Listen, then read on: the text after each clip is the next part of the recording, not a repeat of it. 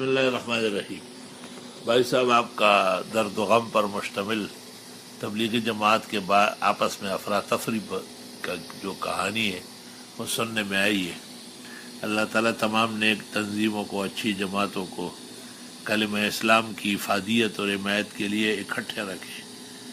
پہلی بات یہ ہے کہ تبلیغی جماعت خود ایک مستقل نظام ہے، تو دوسرے علماء اس میں اظہار رائے کیسے کر لیں۔ دوسری بات یہ کہ یہ ہندوستان کا مسئلہ ہے، بستی نظام الدین میں لاٹ صاحب اور سعد صاحب کے درمیان کچھ اختلاف ہوا ہے جس نے بیانک شکل اختیار کیا ہے، ایسا ہونا نہیں چاہیے تھا۔ تیسری بات یہ ہے کہ دارالعلوم دیوبند سب سے بڑا پورے عالم کا سربراہ ادارہ ہے اور اہل حق کا مانا ہوا مسلمہ تعلیمی مرکز ہے۔ وہ اس کو بہت خوش اسلوبی سے حل کر سکتے تھے، لیکن جہاں تک ہمیں معلوم ہے وہاں سے بھی بات فتاوی سے نکلے ہیں جو نہیں نکلنا چاہیے تھا، اور فتاوی کے صدور میں اور اس کے اصدار میں بہت احتیاط کی ضرورت ہے، جیسے ارباب اساس افتاء ابن صلاح وغیرہ نے اور ابن الحمام نے اور ابن امیر بادشاہ نے، محمد امین بخاری نے وضاحتیں کی ہے کہ فتویٰ کون دے اور مفتی کس طرح فتویٰ دے۔ ان چیزوں کا لحاظ کم ہوتا رہا ہے، اس لیے فتویٰ جس مقصد کے لیے صادر ہوتا ہے اس میں پورا اہداف پر واقع نہیں ہوتا۔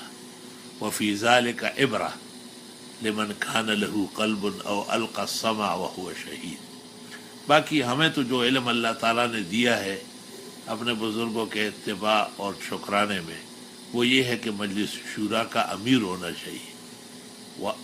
وشاورہم فی الامر میں پیغمبر خود امیر ہے اور صحابہ کو مشاورتی قرار دے دیا۔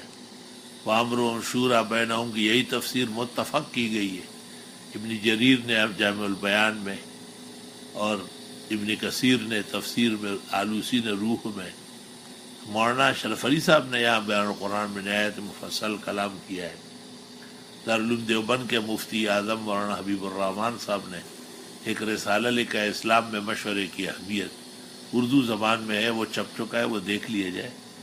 ایسے موقع پر علماء سے گلہ کرنا بظاہر مناسب نہیں ہے۔ علماء دین ناحق کسی کے بارے میں اظہار رائے کیسے کر لیں؟ پھر معاملہ شورا کا ہو یا امارت شورا کا ہو، مقاصد جو تبلیغ کے ہے اللہ کا دین مخلوق تک پہنچانا، وہ تو محفوظ رہے۔ تو معلوم ہوتا ہے کہ اس میں کچھ نفسانیت اور بشریت بھی اکٹھی ہو گئی ہے۔ تو آپ سے یہی گزارش ہے کہ ہمارے یہ مختصر، مجمل اور روح جواب کو سمجھنے کی کوشش کرے، نہ دیوبند کے خلاف پروپیگنڈے کرے نہ تبلیغ کے خلاف، دونوں کے لیے دعا کرے کہ اللہ دونوں حق کے مرکزوں کو حق پر قائم دائم رکھے۔ ہم سب کے شکر گزار ہے، خوشا چین ہے، اور تبلیغ سے بھی پوری امت کو فائدہ ہے، اور دارالعلوم دیوبند تو دنیا و آخرت کا ایک عظیم اور مقتدر ادارہ ہے۔ اللہ وہاں کے ارباب افتاء کو اور دیگر علماء کو انتہائی اعتدال میانہ روی نصیب فرمائے۔ سنی سنائی باتوں پر کسی کے خلاف رائے دینا و فتوے دینا کم از کم دارالعلوم جیسے اعتدال کے مرکز گاہ کا یہ شان نہیں ہے۔ اللہ انہیں اور ہمیں احتیاط اور اعتدال فی الامور، جو اہل حق کا تر امتیاز ہے، بلکہ امت مسلمہ کا نام ہے، وَكَذَلِكَ جَعَلْنَاكُمْ أُمَّةً وَسَطًا، یہ ہمیں بھی نصیب فرمائے رکھے۔ صلی اللہ علیہ وسلم۔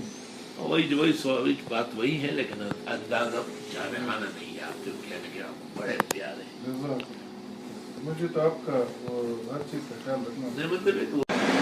یہ پوچھتے ہیں کہ تبلیغی جماعت، بسم اللہ الرحمن الرحیم، تبلیغ جماعت تو ایسی دینی شغل کی جماعت ہے، وہ مذاہب جن پر نجات موقوف ہے، مذاہب اربعہ، ان میں بھی جو لوگ امام ابو حنیفہ کے مذہب کو اقرب الی الحق جانتے ہیں وہ حنفی ہے، جن کے لیے حنابلہ و شوافی و مالکیہ کے فتاوی اور کتابیں قریب تر ہے، وہ اس مسلک سے تعلق رکھتے ہیں، اور ہمارا ایمان ہے کہ یہ برحق ہے۔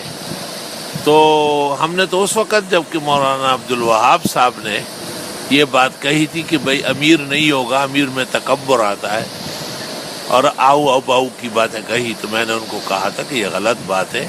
امیر کا تقرر اور امیر کا تحت شورا اور شورا کا تحت الامیر، یہ قرآن کریم سے ثابت ہے. وشاورہم فی الامر، آپ ان سے مشورہ کریں کیونکہ آپ امیر ہیں. فاذا عزمت، جب فیصلہ کرنا، فتوکل علی اللہ. وامرہم شورا بینہم، ان کا یہ سمجھنا کہ شورا بغیر امیر کے ہو سکتی ہے، یہ ایسا ہے جیسے کوئی کہے کہ دلہن بغیر دولہے کی ہو سکتی ہے. قطعاً غلط. تمام روایات احکام سلطانیہ اور جتنے بھی قضاء اور افتاء کی کتابیں ہیں ان سب میں ہے کہ امیر کے لیے شورا چاہیے، شورا کے لیے امیر چاہیے. تاہم دونوں اہل حق ہے، صرف مزاج کے اختلاف سے تفرقہ بڑھ گیا.